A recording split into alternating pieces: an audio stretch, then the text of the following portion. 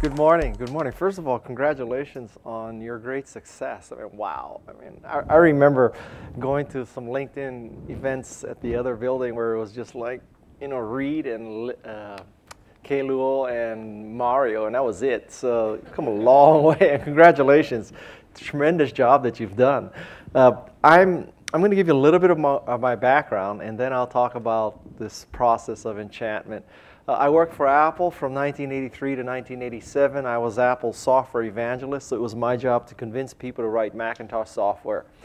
This meant that I worked in the Macintosh division, which meant that I worked for Steve Jobs, which was a very interesting experience, to use the word interesting very loosely. The Macintosh division was arguably the greatest collection of egomaniacs in the history of Silicon Valley, and that's saying a lot. That record was broken recently by Google, but we held the record for a good 25 years. Back then, the company had two essential divisions, Apple II and Macintosh. Apple II was making all the money because it was shipping. Macintosh was spending all the money because we were trying to finish the computer. If you looked at the Apple P&L back then, the P was Apple II, the L was Macintosh. But we were such bad people, I'll give you some insights into us. We would not let Apple II division employees into the Macintosh division building. So if you can imagine, your work, we're in, what, 2027? You couldn't go into, we're in 2027, right? 25. Imagine if you could not go into 2027 just because you're a different division. Of course, the Apple II people quickly figured out that they were not being let into a building that they essentially were paying for. So that really pissed them off. And they came up with this great joke about us, which is how many Macintosh division employees does it take to screw in a light bulb? The answer is one. The Macintosh division employee holds up the light bulb and expects the universe to revolve around him. There's also a Microsoft version of this joke, which is how many Microsoft employees does it take to screw in a light bulb? The answer is none, because Bill Gates has declared darkness the new standard. I've been in the high-tech business since the mid-'80s, and I've watched literally dozens of tech speakers. And other than yours, I will tell you that most tech speakers suck. And actually, there's 2 points about them. They suck and they go long. They go beyond their allotment. And that's a deadly combination. If you suck and you're short, it's okay. And if you're great and you go long, it's okay. But if you suck and you go long, it's like being stupid and arrogant. It's a bad combination. And so what I've done for all my speeches is I've embraced the top 10 format. That way, if you think I suck, at least you know approximately how much longer I'll suck, because I have exactly 10 points. And so as I look back on my career about 2 years ago, I figured out that I started off in the jewelry business, believe it or not, for a jewelry manufacturer. And the jewelry business is a business of enchantment, because you may be using expensive commodities, gold and diamonds, but it is about design. And then I went to work for Apple, where I was trying to convince people to write software for a computer that essentially didn't exist, with no developer tools, very little documentation, zero install base from this flaky company called Apple. So that involved enchantment. And then as an entrepreneur, I've started several software companies. That also involved enchantment. So I became a student of Dale Carnegie, How to Win Friends and Influence People. I also read a book called Influence by Bob Cialdini. And those two books had a huge influence on me. So I decided one day that I was going to write a book like that. And that's the product you see that you have, Enchantment. And so I'm going to give you a top 10 about how to be enchanting. Okay? So step one, there are 3 pillars of enchantment. You have to be likable, trustworthy, and good quality. So I'm going to go through those 3 points first. Start off with likability. This is a picture that I think illustrates likability in an extreme. This is a picture of Richard Branson. What you see here is a moment when we were in Moscow together, and he asked me if I ever flew Virgin. And I told him, Richard, I have never flown Virgin. It's because I'm a United Airlines Global Services customer. That's the highest level United customer. I really don't want to jeopardize that. And what he did is he just got down on his knees and he started polishing my shoes with his coat. So this is the moment I started flying Virgin America. Richard Branson, I think, personifies likability. Some more information about likability. First of all, it starts off with a great smile. This is not a great smile. This is called a Pan Am smile. although many of you are too young to know what Pan Am was. It was an airline. How many of you have never heard of Pan Am? Is this true? How many of you have never heard of Tom Peters? Wow, I'm getting old. Tom Peters owns the word excellence, In Search of Excellence. He wrote this great book.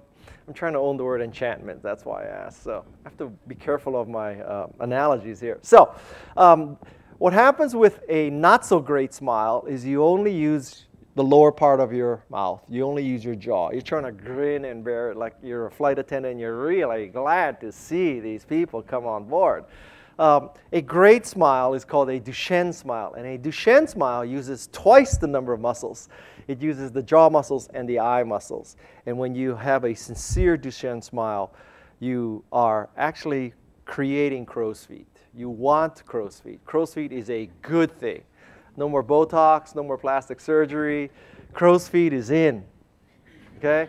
Now, this is a woman named Mari Smith. Those of you who are familiar with Facebook may have heard of her.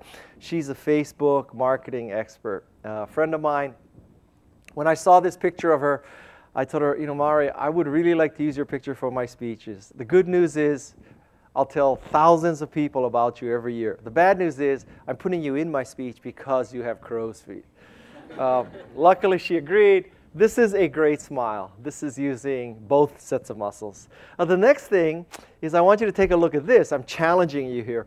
About a month ago, I took my son to eat at Peninsula Creamery at Stanford Shopping Center, and he pulls out this pickle. I said, wow, even a pickle can have a Duchenne smile. Look at the crow's feet on that pickle. So this is a challenge. If a pickle can do it, for crying out loud, I know you can have a great smile. The next thing is that you need to dress for a tie. Roughly equal to your audience. I don't see any of you in aloha shirts today. There are three concepts here. If you underdress, you're telling the people, I don't respect you. You may be all in business attire, but I can get away with it. I am who I am. I can wear t-shirt and jeans. You could also overdress. What you're essentially saying to your audience in this circumstance is, I am better than you. I am richer than you. I am somehow superior to you. What you want to do is dress for a tie, roughly equal to the audience. The third component of likability is a great handshake. This is the formula for the perfect handshake. I'll provide you a PDF of this presentation later. You don't need to write this formula down, but it has to do with the grip, the length of the shake, the distance between you, your Duchenne smile. You need a great smile. You need a great handshake. You need a great equal level of dress. Three components of likability. Now, you can be likable but not trustworthy. For example, you could like a celebrity but not trust the celebrity. One extreme for this would be Charlie Sheen. You could like Charlie Sheen but not trust Charlie Sheen. So, if you're just likable but not trustworthy, you also will not be enchanting. So let's go into trustworthiness. The start of great trustworthiness is that you trust others first. This is not a chicken or egg question of, well, should I trust them before they trust me, or do I wait for them to trust me and then I'll trust them? There is a definite sequence here. You have to trust others first. Here are some examples. Amazon. You can buy a Kindle ebook and you have up to a week to return that, believe it or not. Many people could read an ebook in a week, but Amazon trusts you enough not to defeat its system. Another example is Zappos. If Tony Hsieh had told me that the business model for Zappos is to enable women to buy shoes without trying them on or seeing them, I would have told him he was crazy.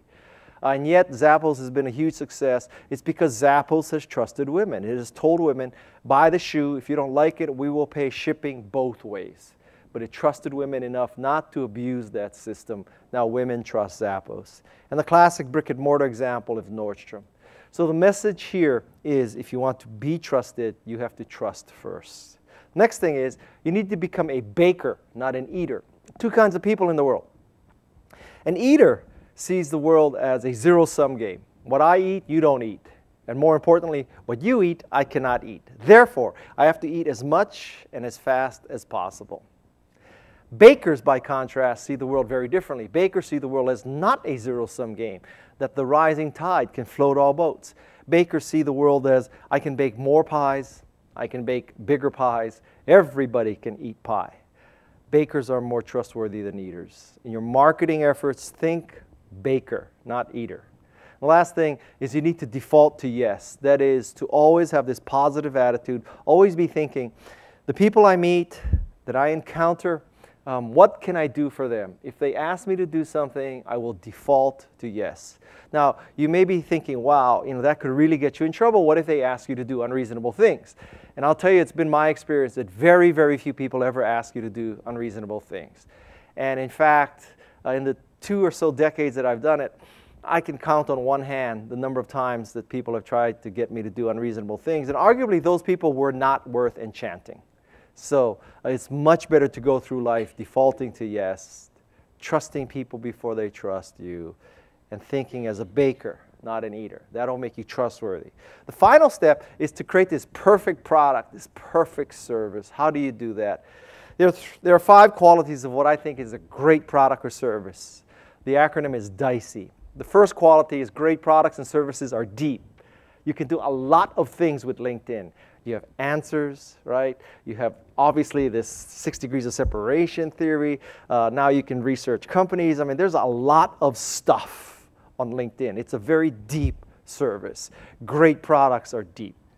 They are also intelligent. When you look at it, you say, somebody was thinking. Somebody understood my pain. They understood what I needed. Lots of people who are smart applied their intelligence to my problem. I'll give you an analog example. This is a GT500 Shelby Mustang. Great car for an Asian American going through midlife crisis. It's 550 horsepower. This is roughly 4 Priuses. Right? 0-60 in 4.2 seconds. I would love to buy this car. The problem is I have 4 children, 6, 9, 15, and 17. The 17-year-old has a license. The 15-year-old is about to get his permit, or got his permit. He just turned 16. So there's this issue here that no matter how well I plan it, there will be instances where they're going to drive this car. And the thought of them driving a GT500, 550 horsepower car is frightening. It's morally just wrong. I mean, it's not a good thing. But I learned that Ford has a very intelligent product. This little cartoon illustrates what this product is. It's called the My Key.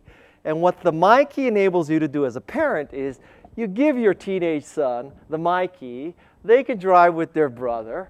And the My Key is programmable in terms of the top speed of the car and the maximum volume of the radio. So this means that I could loan my kids the car. They would be limited to, let's say, 55 miles an hour. It would give me much greater peace of mind. Now, it does not control how long it takes to get to 55, but it controls that you cannot go beyond 55. Great product, great intelligence, My Key from Ford. Next thing is great products and services are complete. They are not simply the software if you're in the software business. It's the software, the string of enhancements, the documentation, the online support, the APIs. It's all that kind of stuff. There's an ecosystem about it. The first E stands for empowering. Great products and services make you feel more creative, more productive. They don't limit you. They don't fight you. They make you feel like you're a more powerful person. And the last thing is great products and services are elegant. So, I have tried to enchant people with great stuff, and I have tried to enchant people with crap. Let me tell you, it is much easier to enchant people with great stuff than crap. So, ask yourself, are you creating something that's deep, intelligent, complete, empowering, and elegant? Are you rolling the DICEE? The next thing is to be able to describe your DICEE product or service in short, sweet, and swallowable terms. I'm talking to marketers, right? Avoid these patent-pending, curve-jumping, paradigm-shifting, revolutionary, acronym-laden descriptions. Right after 9/11, an ad agency came up with this slogan for the people of New York. These ads ran in the public transit system. If you see something, say something. That's it. That's it. You know, many companies create long mission statements. The way we do it here in Silicon Valley is you take your top 50 or so employees, you go to an off-site. This off-site is typically at a hotel with a world-class golf course. High correlation, golf course, mission statement. It's 2 days. Right now, the place to do it, probably Ritz-Carlton, Half Moon Bay. Right? So you take your top 50 employees, 2-day offsite, you hire an outside meeting facilitator. The reason why you need an outside meeting facilitator is because no one in your executive team can lead. If you had a leader, you wouldn't need the offsite. So you hire Moonbeam. Moonbeam drives a Prius, vegetarian. She's a Lamaze instructor, because pushing out a mission statement is just like pushing out a baby. The first day at the Ritz-Carlton, you form cross-functional teams with the people at your company that you can't stand. You climb ropes together. You fall into each other's arms. The second day, you're in a room like this. There's a pad of paper like that, pad of paper over there. You got the marking pen. Moonbeam leads you in the exercise of creating a mission statement. 50 of you there. Each of you figures that you deserve one word in the mission statement. Hence, you have 50-word mission statements. 50-word mission statement is going to be good for the shareholders, the customers, the employees, and if you're in California, the whales and the dolphins. That's how you get mission statements. What you want is a mantra, 2 or 3 words. You democratize commerce, eBay. Authentic athletic performance, Nike. You democratize design, Target. Peace of mind, Federal Express. Short, sweet, swallowable. This is an example, the anti-example of short, sweet, and swallowable. When I took my 2 kids on a college tour, I noticed this street sign. This street sign is 4 paragraphs on how to cross a street. Scary thing about this street sign is that it was on the campus of Brown University, Ivy League. I thought, okay, so maybe it's a Providence Brown thing. 2 days later, I'm on Yale's campus, same sign. It's an Ivy League thing. This is not short, sweet, and swallowable. Next thing is to conduct a pre-mortem. A pre-mortem works like this. Right before, well, not right before, but before you ship, you assemble the team, and you say to the team, let's pretend we failed. Now, let's come up with all the reasons why we failed. Software is buggy, software is late, marketing was poor positioning, Salesforce was unsophisticated, couldn't sell this kind of product. You come up with all these lists of reasons, and then you try to eliminate every reason so you never do a post-mortem. This is different than saying, does anybody have any concerns? Because when the leader of a group asks, does anybody have any concerns, if you raise your hand and say something like, the software is too buggy to ship, you will be seen as a naysayer, a poor team player. You've just created an enemy with the person running the software project. There's a lot of issues with that. This is a very different question. The question is, pretend we failed. Now let's come up with all the reasons that we could fail, and let's eliminate those reasons. Conduct a pre-mortem. The next step is to launch your product or service. The great first step of this is you need to tell a story. Tell a story about why you have this new line of services at LinkedIn. Tell a story. Tell a story that your girlfriend wanted to sell her Pez dispenser, so you created eBay. Total bullshit story, but it's a great story. Tell the story of how you were frustrated because the only place you could use a computer was at a university or at a bank or at a government agency, and you thought, surely there must be a better way. Why can't we have a computer that's small and cheap and easy to use? So we started Apple in our garage. Tell a great story. The next step in the launch is to plant many seeds.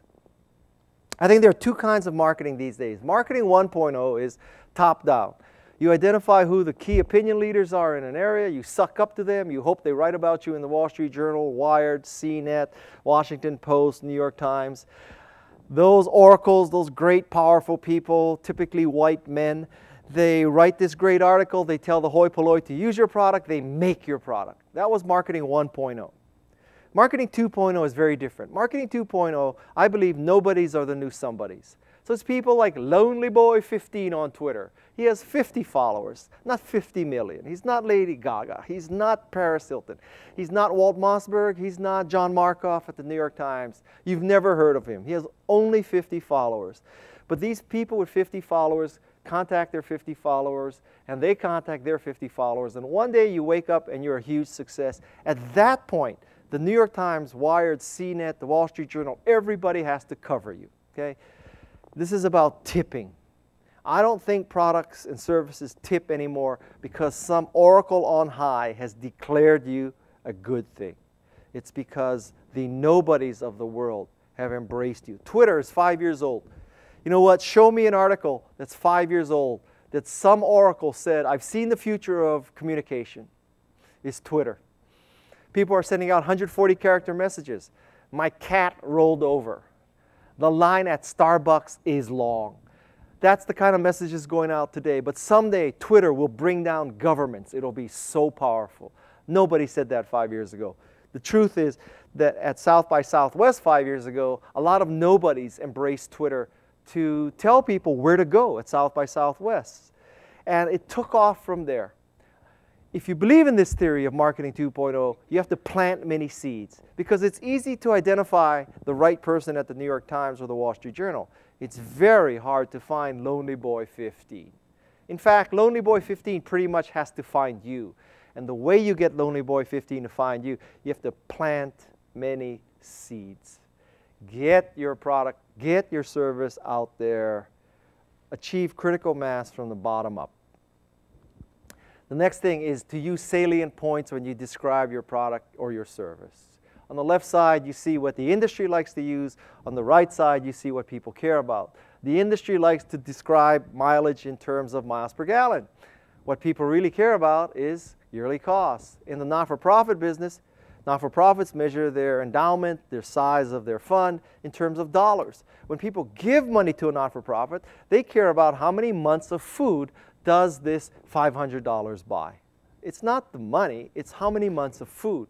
And in the gadget business, we tend to measure things in gigabytes. What people care about is how many songs does it hold? How many movies does it hold?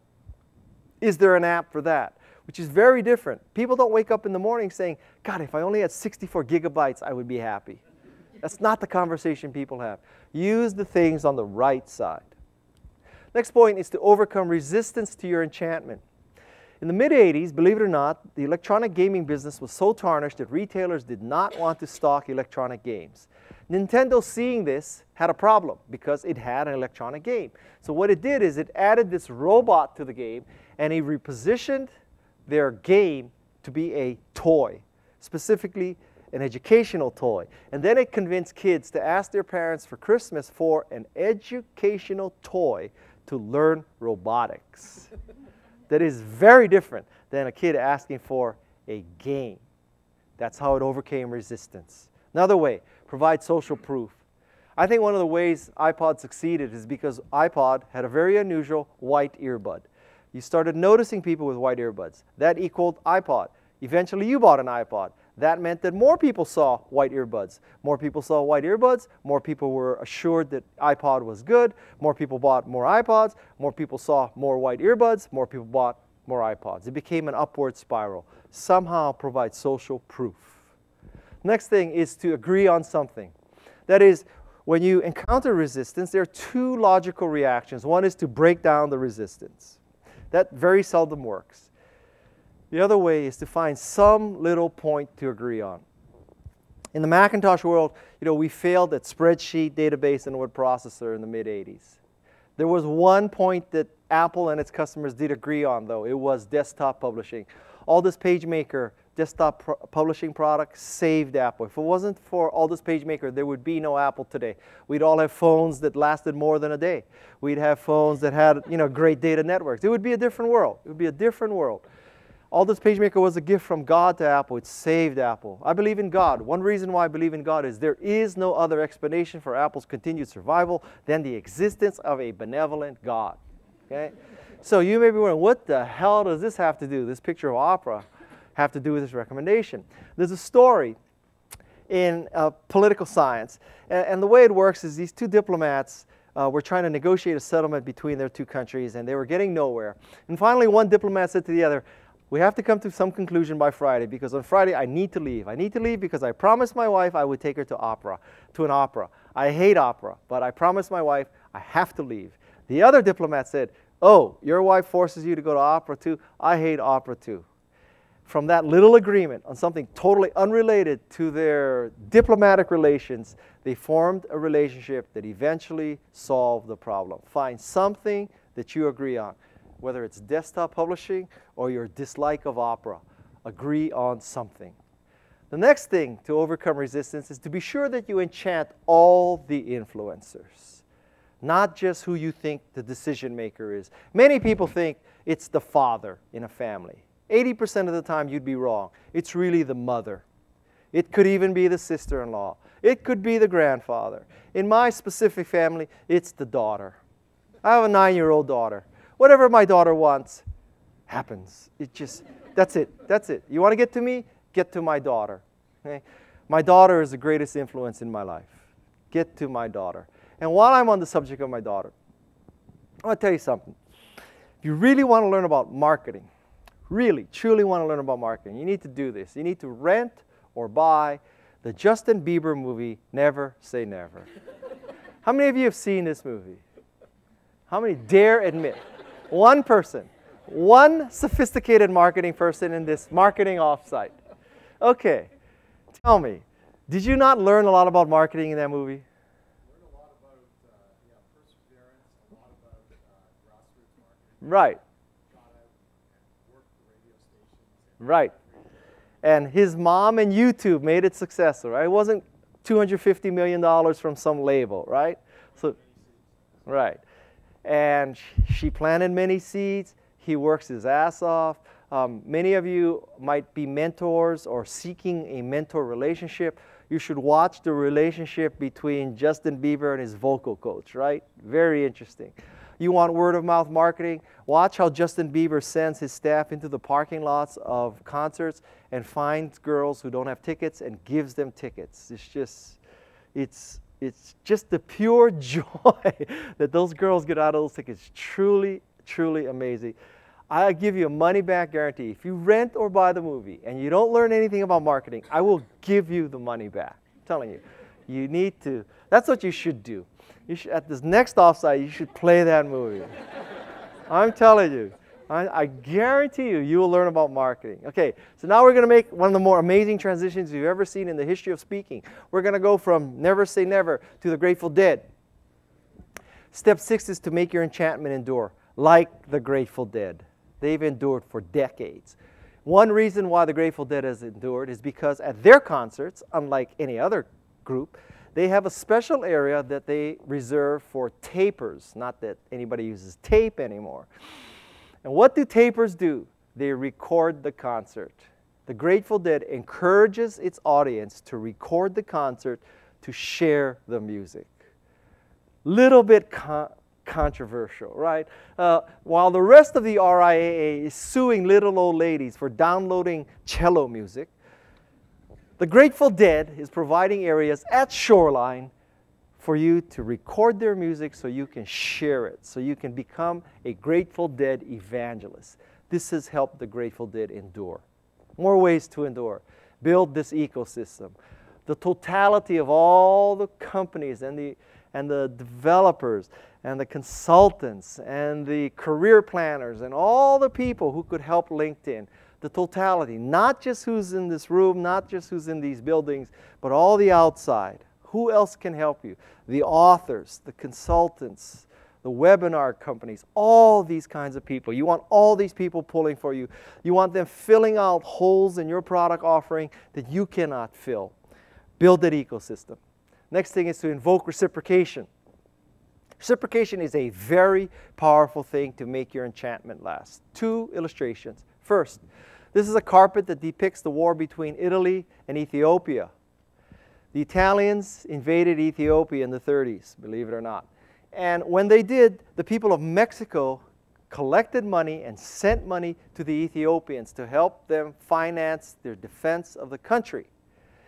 Something like 90 years later, there was a huge earthquake in Mexico. The people of Ethiopia, even though they were beyond poor, they were in the midst of a famine, they collected money and sent money back to Mexico because they felt such a strong need to reciprocate that Mexico helped us when we were being invaded.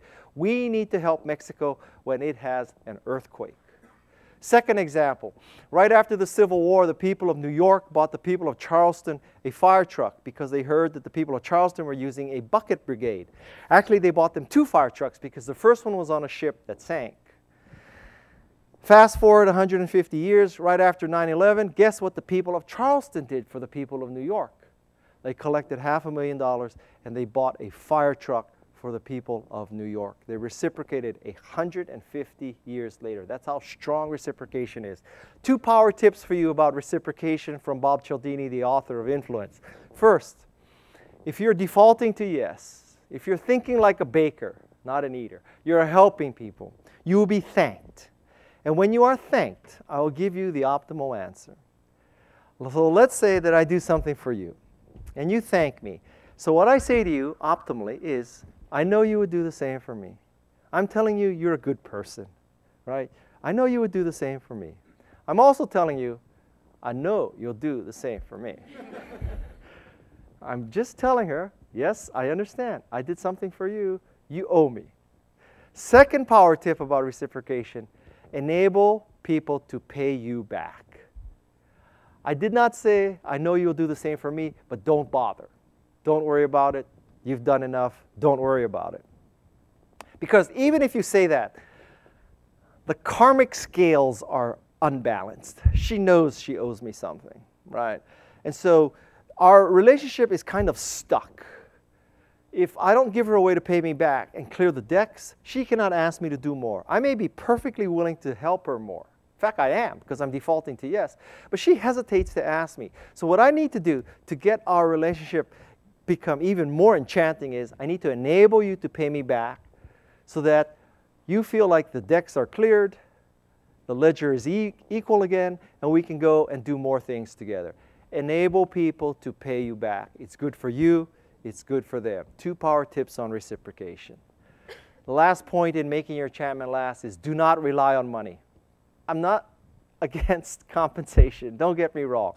But if your enchantment is dependent on affiliate fees or commissions or somehow buying loyalty, your enchantment is not working. You're not likable enough, you're not trustworthy enough, or the cause is not great enough. Don't rely on money. Next thing is, great enchanters need to be able to present, to speak. 3 power tips here. First, customize the introduction. Show that you understand where you are, who you're talking to, somehow. This is a picture of my LG washer and dryer. These pictures were used when I was in Latin America to speak to the management of LG in Latin America. Unfortunately, I got to Latin America, it was Brazil. I got to Brazil, and after I got there, I figured out, you know, Guy, you're speaking to LG, you should show your LG washer and dryer. That way you could start off your meeting with these pictures and say, yeah, I'm an LG customer. I understand that. I bought your LG washer because it has a steam cycle. I've never used the steam cycle, but I know it has a steam cycle. So anyway, I'm in Sao Paulo, and I think I should put in the picture of my washer and dryer. So I sent a text message to my 2 boys, the same 2 boys I would not let drive a Mustang. And I tell them, you know, get off Call of Duty for a second, turn off Halo, go downstairs, take the iPhone 4s that Dad bought you. Try to invoke a little reciprocation here. Go downstairs, take a picture of the washer and dryer, send it to me right away. I'm about to speak. I need the pictures. 15 minutes go by, nothing happens. I send a message to my older son, Nick, and this is the series of messages. Nick, did you get my messages? He says, Noah, his younger brother, said he got the message and sent you the pictures. By the way, since you're talking to LG, can you get us TVs? My response is, I doubt it, because there is reciprocation and there is stupidity. Okay? So when I speak in foreign countries, I try to get there a day early. I try to visit the tourist spots, and I show pictures when I begin my speech. I try to customize the introduction. This is me in Moscow, the trip that I met Richard Branson. Russians truly have big balls.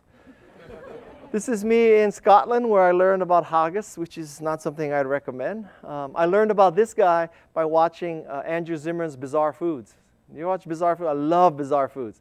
So basically, I watch Andrew Zimmern's Bizarre Foods, and when I go to a country that he went to, I follow his footsteps. Like, he goes to, I don't know, Peru, he eats guinea pigs. I go to Peru, eat guinea pigs. Whatever it is, Andrew, you eat it, I'll eat it. This is me in front of the sign at Al Jazeera in Doha. Al Jazeera, very interesting news service. Lots of Macintoshes there. They really understand social media. I think lots of Americans think that Al Jazeera is the terrorist news network. It's not at all true.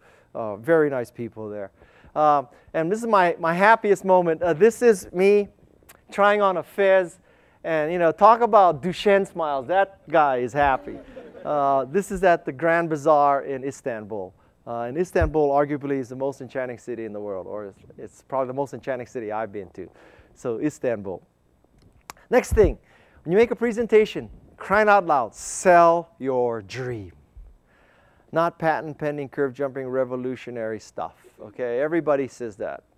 A very good test to apply in your marketing materials and your marketing position is what's called the opposite test, which is take all the adjectives that you use to describe your product or your service and ask yourself, is your competition saying the opposite about their product or service? For example, if you say that LinkedIn is fast, easy to use, secure, and scalable, is your competition saying our website is slow, hard to use, not scalable, and a piece of crap? Because if they are, fine, your adjectives mean something. If they're not, you're all saying the same thing. All right? Apply the opposite test. You know, sell your dream. When Steve Jobs introduces an iPhone, he does not stand up on a stage and say, this is the iPhone 5. It's $188 worth of parts manufactured at a factory in China where people tend to kill themselves. And we're going to stick you with a 2-year contract with the worst data service in America called AT&T. Okay? That's not how he positions an iPhone. An iPhone is thin and sexy and cool, and there's an app for that. It'll make you more creative, more productive. You'll have better looking dates. It'll change your life, right? Sell your dream. Next thing is the guy-Kawasaki rule of PowerPoint, 10, 20, 30 rule of PowerPoint. The optimal number of slides in a PowerPoint presentation is 10. 10.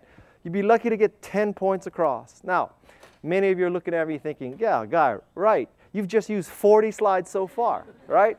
I'll tell you why. Why this can work. Hi, Ellen. This can work because I can use 40 slides. Actually, there's 60 in this presentation. It's because you're not me. Okay? I'm telling you. 10 slides. You should be able to get those 10 slides in 20 minutes. You may have a 60-minute meeting. But 95% of the world is using an operating system that takes 40 minutes to make the laptop hook up to the projector. Okay? So I need to compensate for that. 10 slides, 20 minutes, and the optimal size font is 30 points. A rule of thumb, if 30 points is too strict for you, figure out who the oldest person is in the audience, divide his or her age by 2.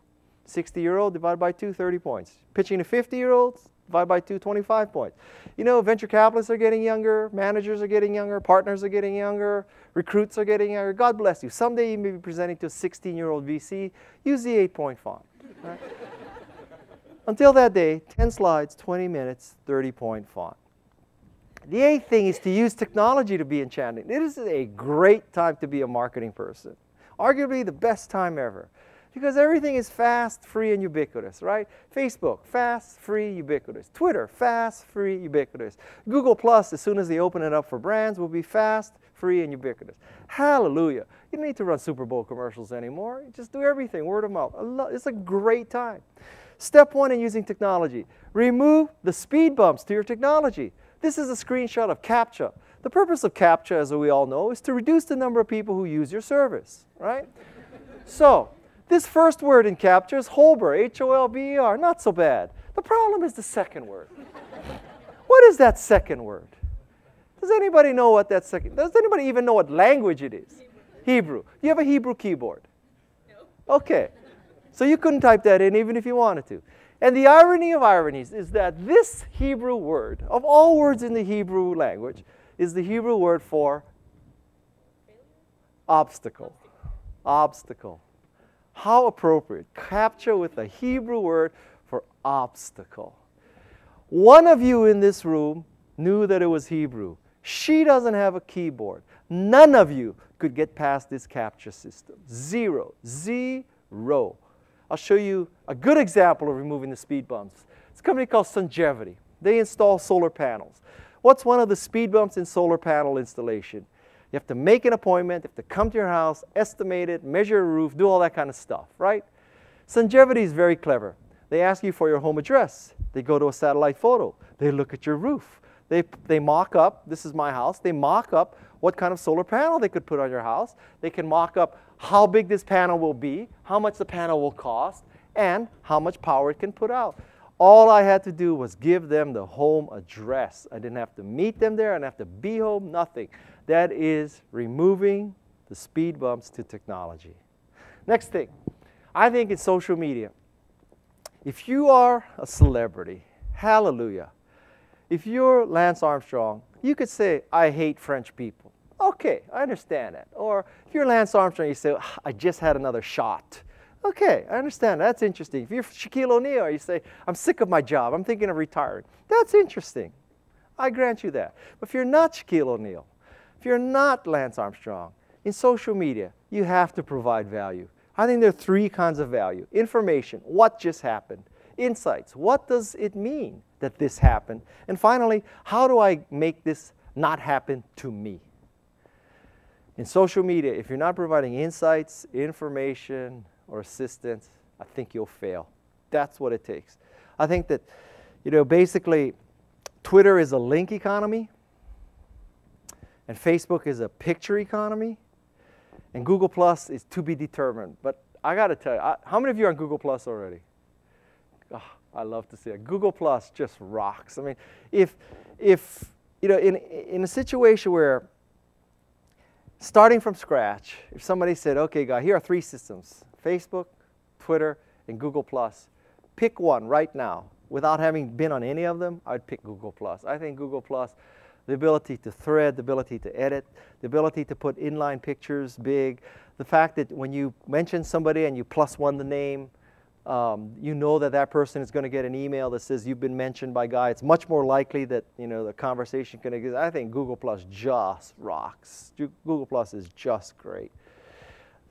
Rules of engagement in social media. First, you have to engage fast. One way that you can enchant people, very simple, almost guaranteed to work, answer your email within 48 hours. So few people do this. I try to do this. I do not succeed, but I really try to. And I can't tell you how many people have said, Guy, you're the only person who answers email. It might be late, but I am the only person that they write to. Well, other than, their close friends and family, that over the transom emails never, ever answered. If you want to enchant people, answer your email in 48 hours. Also, think flat. As I said, Lonely Boy 15 writes to you, write back. Sure, Walt Mossberg writes to you from the Wall Street Journal. Yes. John Markoff from the New York Times. Yes. Chris Anderson from Wired. Yes. Robert Scoble. Yes. Michael Arrington. Yeah, maybe. But basically, if you believe in the theory of planting many seeds that nobodies are the new somebodies, you have to think of the world as being flat and answer everybody, because you don't know who's going to make you tip. The last thing is you have to do this all the time, not when everything else you're supposed to do is done, right? Fast, flat, and frequent. Two more tips. First, if you want to enchant your boss, the easiest way to enchant your boss is when your boss asks you to do something, drop everything and just do that. Might not be palatable, might not seem optimal. This is the way to enchant your boss. It is that simple. Suck it up. Next thing is prototype fast. Your boss asks you to do something, come right back with a prototype. If your boss asks you to create a PowerPoint presentation, come right back the next day with one, a prototype, just the text. And just say, is this something like what you want? This has very good effects. First good effect is it shows that you did indeed drop everything else. Secondly, much more likely to ensure success, because now you have much more time to revise what you're doing for your boss. Prototype fast. And the last thing is deliver bad news early. The concept that you should deliver bad news at the last moment because some miracle may occur at the second to the last moment and the bad news not occur is flawed. If it's going to happen, it's going to happen. And what you should do is bring bad news to your boss early so that you can figure out ways to prevent the bad news from ever happening. If you wait till the last minute, it's a very, very poor career move. Bosses hate surprises. Good surprises, God bless you. You're 50% over sales forecast, hallelujah. Tell them that at the last moment. But if it's bad news, you need to deliver bad news early. Number 10 is how to enchant people who work for you. Great book called Drive by Daniel Pink explains that beyond compensation, reasonable compensation, you need to provide a map. The first key component of map is mastery. Saying to employees, if you work for me, you will master new skills. You will become a better employee. You will be working, autonomously. I'm not going to breathe down your neck. And finally, towards a higher purpose. Come to work for me, You will master new skills, working autonomously towards a higher purpose. We have a higher purpose at this organization than simply making a buck. We help people optimize their lives, optimize their career search, become more connected, whatever you do, right? Provide a map. Second thing, empower action. Say to your employees, I think you're smart, I think your heart's in the right place, you're doing the right thing. I empower you to make a decision for the customer. You don't need to check with me on everything you do. The third thing is suck it up. This is Micro. How many of you watch Dirty Jobs? Dirty Jobs is a great show, very enchanting show, right? It's because Micro is willing to do the dirty job. He will go to the paint factory, the poi factory, clean the outside of a building. He'll go underneath the house and get the dead rats. He will go into the sewers. He will do the artificial insemination for the ostriches. He will go to the pig farms. He will do whatever it takes. Be a boss who'll do the dirty job, who'll do whatever it takes, and don't ask people to do something that you yourself would not do. Do the dirty job. Now, last few slides. As I was finishing this book, I ran a crowdsourced contest for the cover. This is the entry that won. I showed this to the publisher. Publisher hated it. Said it's too woo-woo, too self-help, too feminine, too Shirley MacLaine, too Marin County, too Boulder, Colorado. No real man would buy a red book with a blue butterfly on it. At some level, I knew they were right, so I went back to the drawing boards and I thought, I still like the concept of butterfly, right? Transforming from caterpillar to butterfly. What a beautiful, enchanting process. So I figured, origami, Japanese American, origami, right?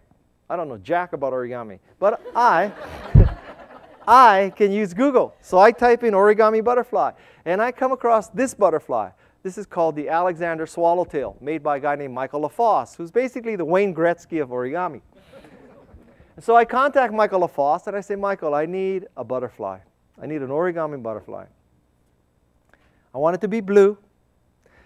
It cannot be a self-help, woo-woo, Marin County, Boulder, Colorado, feminine-looking butterfly. Men have to be proud to have this butterfly on the book that they have. As a metaphor, Michael, think if a blue morpho had sex with a B-2 stealth bomber, what would the butterfly look like? And he came up with this butterfly, which is this butterfly. This is the actual butterfly he folded. And this is called a Kawasaki swallowtail. So one more thing is off my bucket list, right? Have you heard of the Jobs butterfly? I don't think so, right? Balmer, Gates swallowtail. How about the Hoffman swallowtail? No.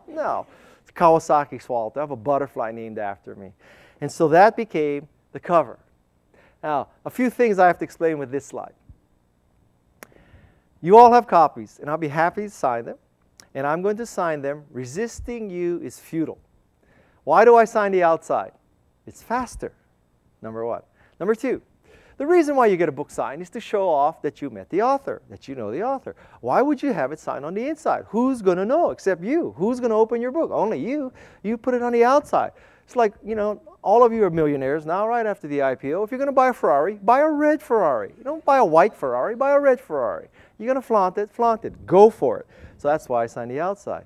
Why do I sign the resisting you is futile? Because I want you, when you're sitting on an airplane, you're reading my book, person looks at you and says, Guy-Kawasaki says you're irresistible. Tell me about yourself. That's a good thing, right?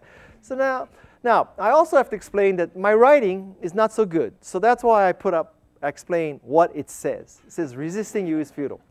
And I do this because in my past, I have signed books kick butt. Until one day, a lady at a signing came up to me and said, Guy, why did you sign my book, Nice Butt? And I said, well, lady, it's because it's true. But so now I tell people what I'm signing. And believe it or not, I told this story at a signing. And after the signing, a woman came up and thoroughly confused me. She came up to me and she said, Guy, sign my book, Adequate Butt. I said, what? She goes, yeah, I don't have a nice butt. I have an adequate butt. So sign my book, Adequate Butt. So this is why I'm doing all this to tell you that I'm going to sign your book, Resisting You is Futile. And this is my truly last slide. If you want a PDF of this presentation, just drop an email to Gina@garage.com. She'll be happy to send you a PDF. I like to give kudos to the person who created this presentation. She's a woman named Anna Frazal. This is her website, annafxfz.com. And finally, if I don't get to sign your book, I also am running a special, although you got the book for free, people who buy the book can get a copy of Presentation Zen for free if you bought the book. And all this information, if you just text my name, Guy, to 44133, you'll get a text message with links to how to get the cover signed, how to get the free copy of Presentation Zen. Not you guys, though, because you got it for free. You have to buy the book. And so that if you want to tell people about the book, they can get a special deal on it. So that's all the information I have. We are at 10 minutes to 10. We have 10 minutes for Q&A, right? All right, so 10 minutes of Q&A. Any Q&A?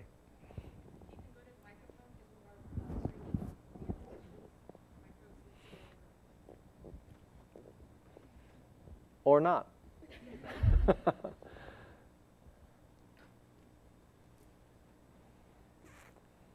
Hi, Guy. Thanks for coming.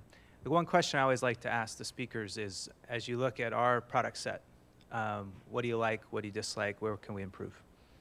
As I look at your product set, one thing I would like to do is, I don't know if it's still true, but when Kay was still here, she once told me that I had the most pending requests of anybody at LinkedIn. And so what I would like to do is select them all and accept them all. So can you just give me a way to accept? I think I have more than 1,000 pending, and I just cannot bring myself to do that manually. So that would be, but that's kind of a unique problem, right? I think what you do is very well done. I love the concept from the very beginning of linking, you know, the 6 degrees of separation thing. I will tell you though, I only will help a friend of a friend. I'll only go 1 degree. I'm not helping friends of friends of friends of friends. That is shit out, because if I accept all 1,000, that could be the whole world. I'll be helping, like, you know, terrorists in Afghanistan 6 degrees away. So I love that you brought it out to the answers stuff. I think it's much higher quality than, shall I say, other sites where there's answering. The company profiles, the concept, what I like is the concept of, obviously people are trying to, let's see, companies are trying to check references of people.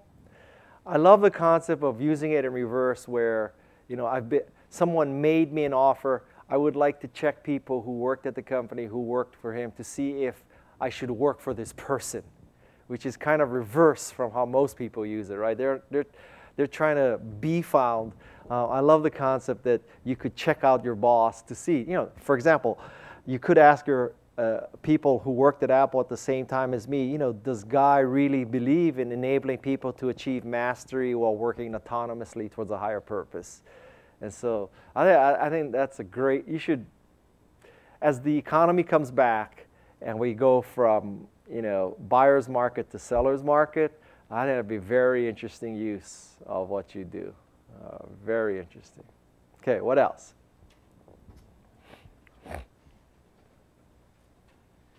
Hi, thanks. I appreciate that your presentation sort of goes back and forth between like lessons for companies and on the personal, professional level. And I feel like lessons apply between the two. Can you tell me how a company would project a Duchenne smile? Duchenne smile. At some level, it's not a company that projects the enchantment of itself. It is the rank and file employee, right? So I'll give you an extreme example. Apple. Apple has great products, no question. Now, if you're in Silicon Valley and you know the people at Apple and you're in the high-tech business, you might question, you know, are some of the people at Apple likable and trustworthy, right? Let's just say. But that's for us in the valley, close to it. We, you know, we're always on top of this. We know some of the personalities. But let's face it, if you look at Apple as this totally enchanting company, which it is, product, no problem. How does it achieve likability and trustworthiness? And my version of this would be the Apple Store, It's not Steve Jobs. It's the Apple Store. And you go in the Apple Store and you see people who are happy. And you see people who truly love the product. And you see people who really understand the product. And you sign up for an appointment at the Genius Bar, and you're not kept waiting. And when you talk to a genius, they really know what they're talking about. And they truly do fix your problem most of the time. Apple checks off all 3 boxes. Product is great. The genius is extremely trustworthy. The sales rep on the Apple Store floor is extremely likable. So, to answer your question, a company doesn't make a Duchenne smile per se. It's you. It's you.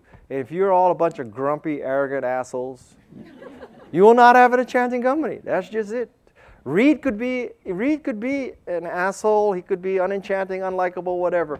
But you guys, you, the people who are pressing flesh, the people that people work with every day on LinkedIn, they don't know who Reed Hoffman is, all right? It's you guys. And so you have to be enchanting. Think of yourself, you're the LinkedIn Genius Bar. You're the LinkedIn rep. That's who makes the company enchanting. What else?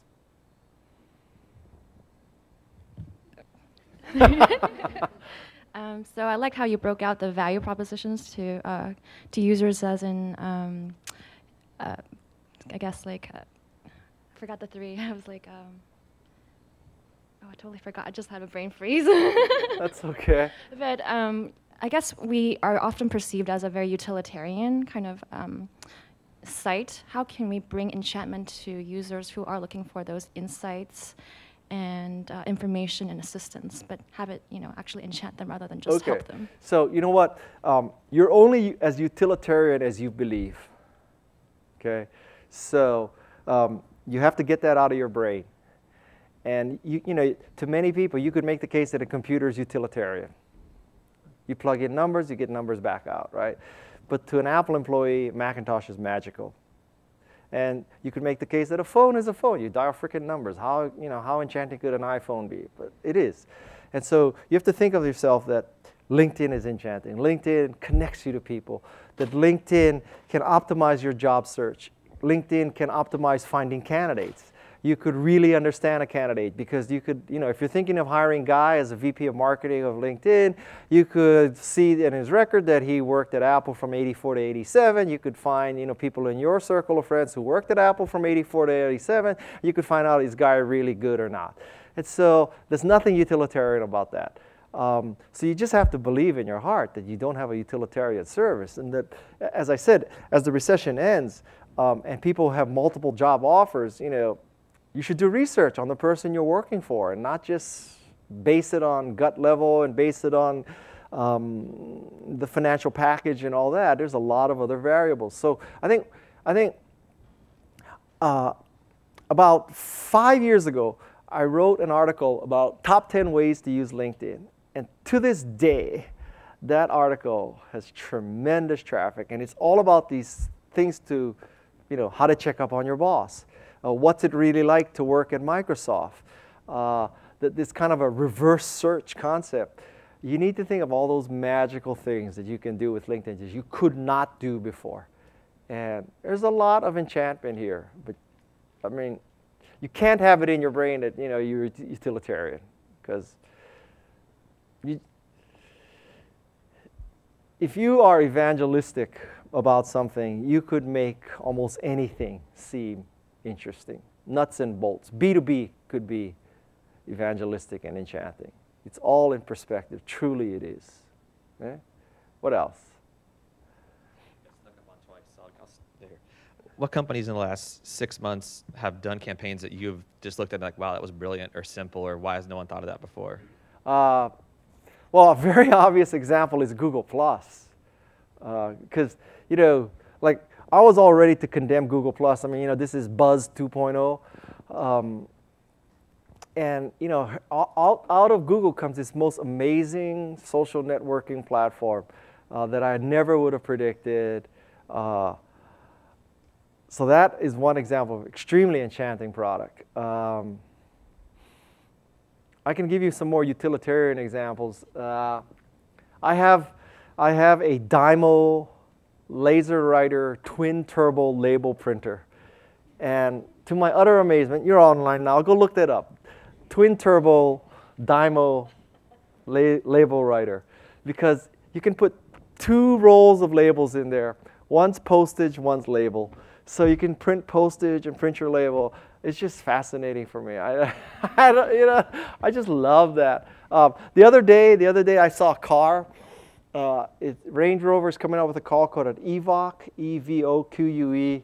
It's the most beautiful car. They had a unveiling reception at the Range. I don't know if it's Land Rover or Range Rover. I never understood what's the bigger entity, Range Rover or Land Rover. But anyway, so the dealer on 101 in Redwood City.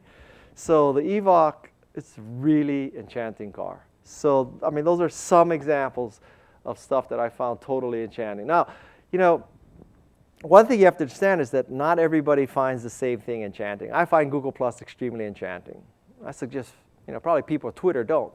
And so I love the Evoque. Not everybody's going to be turned on by a label printer. I think Istanbul is I'll give you some examples of enchantment. So I think Istanbul is extremely enchanting. I think that Queen Latifah is an extremely enchanting person. I think that Mike Rowe is, obviously. Macintosh. What else? In cars, I told you Evoque. That's it. I mean, there's a short list of enchantment in my life. I'll tell you one more thing. I'll tell you one more thing that's extremely enchanting. Adoption. Adoption is one of the most beautiful things in the world. Truly. I have 2 adopted kids from Guatemala.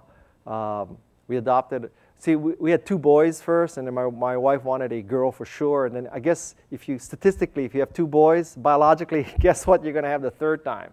A boy. So she didn't want to go down that path. So the only way to ensure that you have a girl is adopt. So we adopted this girl from Guatemala, and 2 years later, we get this phone call from the adoption agency. Says, well, guess what? The biological parents of your daughter just had a son. They're putting him up for adoption. You know, you have the right of first refusal. What the hell? Let's take one more kid. So that's why. So what a beautiful thing. So adoption is a beautiful thing, and to be able to raise siblings together is a truly beautiful thing. So adoption is one of the most beautiful and enchanting things. So to summarize, the key pillars of enchantment are threefold: likability, trustworthiness, and quality. So think quality of Apple, think likability of Richard Branson, and think trustworthiness of Zappos, and you will be an enchanting organization. Thank you very much. Thank you very much.